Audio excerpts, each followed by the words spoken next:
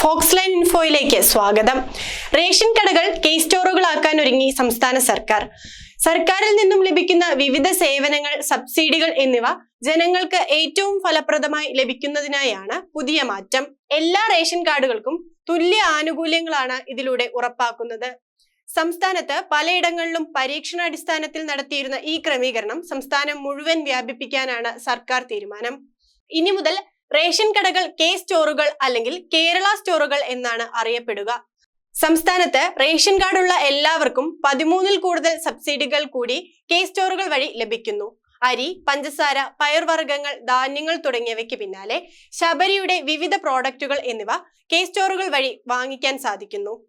സപ്ലൈകോ, മാവേലി സ്റ്റോറുകൾ തുടങ്ങിയവയുടെ സേവനം അവസാനിപ്പിച്ചുകൊണ്ട് എല്ലാ സേവനങ്ങളും ഒരു കുടക്കീഴിൽ കൊണ്ടുവരാനാണ് പുതിയ പദ്ധതി.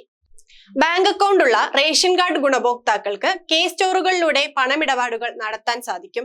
ഇത് ഒരു മിനി ATM പോലെ പ്രവർത്തിക്കുന്നു.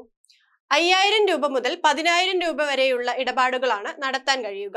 പണം അയക്കാനും സ്വീകരിക്കാനുമുള്ള സൗകര്യങ്ങൾ ഉണ്ടായിരിക്കും.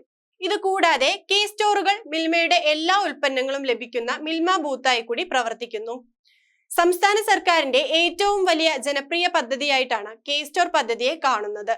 നിലവിൽ റേഷൻ കടകളിൽ ചുരുങ്ങിയ ആനുകൂല്യങ്ങൾ മാത്രം ഒരുക്കിയിട്ടുള്ള സാഹചര്യത്തിൽ ഭൂരിഭാഗം റേഷൻ കട ഉടമകളും പദ്ധതിയുടെ ഭാഗമാകാൻ താല്പര്യം പ്രകടിപ്പിച്ചിട്ടുണ്ട്.